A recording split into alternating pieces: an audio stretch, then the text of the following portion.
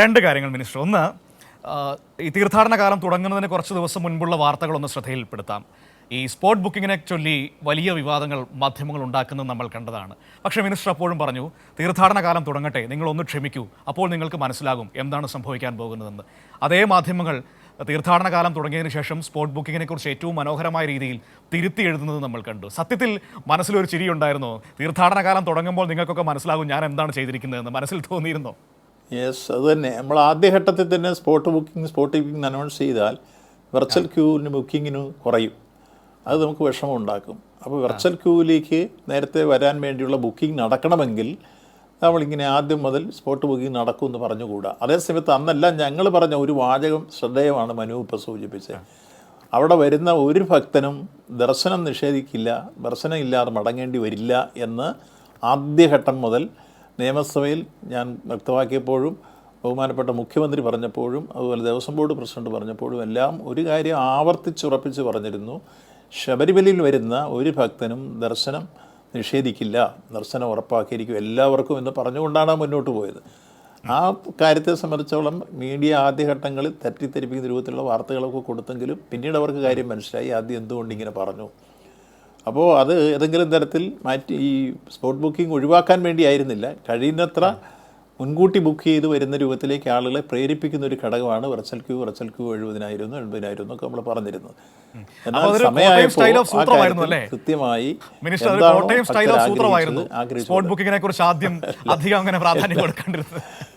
അല്ല, അത് നമുക്ക്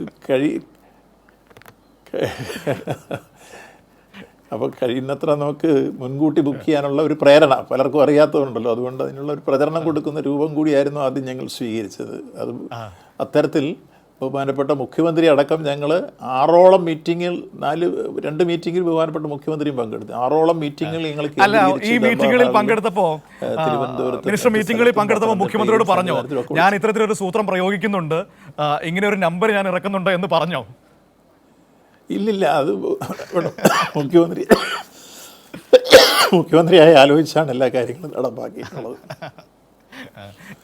ഒരു കാര്യം കൂടി അതിൽ എനിക്ക് ഏറ്റവും സന്തോഷകരമായി തോന്നിയത്, നമ്മുടെ പ്രതിപക്ഷ നേതാവ് വി ഡി സതീശൻ, ഒപ്പം തന്നെ മുൻ പ്രതിപക്ഷ നേതാവ് രമേശ് ചെന്നിത്തല, കെ.സി. വേണുഗോപാൽ, വി മുരളീധരൻ, ഇവരൊക്കെ പോയിട്ടും വളരെ നല്ല അഭിപ്രായങ്ങളാണ് പറഞ്ഞത്. സാധാരണഗതിയിൽ നമുക്കറിയാലോ, പ്രതിപക്ഷം എപ്പോഴും നിങ്ങളെ വിമർശിച്ചുകൊണ്ടിരിക്കുന്നവരാണ്. പക്ഷേ അവർക്ക് പോലും ഒരു വിമർശനത്തിന് ഒരു വാക്ക് പറയാൻ പോലും ഇടയാക്കിയിട്ടില്ല ഇത്തവണ. അവരുടെയൊക്കെ അഭിനന്ദന വാക്കുകൾ കേട്ടപ്പോൾ വ്യക്തിപരമായി മിനിസ്റ്റർക്ക് എന്താണ് തോന്നി? അല്ല, നല്ലത് കണ്ടാൽ നല്ലതായി പറയണമല്ലോ, അതാണ് സംസ്കാരം. ആര് നല്ല പ്രവൃത്തി ചെയ്താലും ആ പ്രവൃത്തികൾ നല്ലതാണെന്ന് പറയുന്നത് സംസ്കാരത്തിൻ്റെ ലക്ഷണം കൂടിയാണ്. അതോടൊപ്പം തീർത്ഥാടന കാലഘട്ടത്തിൽ പ്രത്യേകിച്ച് മാലയ്ക്ക് ഇട്ട് വരുമ്പോൾ നുണ പറയരുതെന്ന ബോധം കൂടി അവരെ ഭരിച്ചിട്ടുണ്ടാവാം.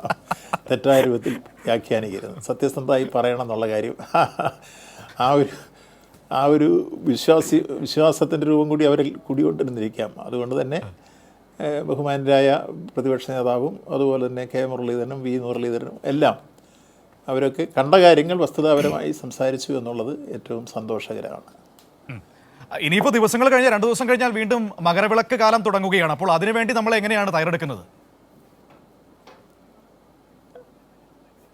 ഞങ്ങൾ 28 നാളെ തന്നെ പത്തനംതിട്ട കളക്ട്രേറ്റിൽ കൂടി മണ്ഡല കാലഘട്ടത്തിലെ പ്രവർത്തനം എങ്ങനെയായിരിക്കണം എന്ന് വിലയിരുത്താൻ യോഗം ഞാൻ വിളിച്ചിട്ടാണ് പോയത്. ഇന്നലെ അതിന് വിളിച്ചിരുന്നു, പക്ഷേ നമ്മുടെ MTയുടെ നിര്യാണത്തെ തുടർന്ന് പൊതുപരിപാടികൾ മാറ്റിവെച്ചുകൊണ്ട് ഇന്നലത്തെ ആ കൂടിയാലോചനകൾ ഞങ്ങൾ ഇന്നലെ മാറ്റിവെക്കുകയാണ് ഉണ്ടായത്.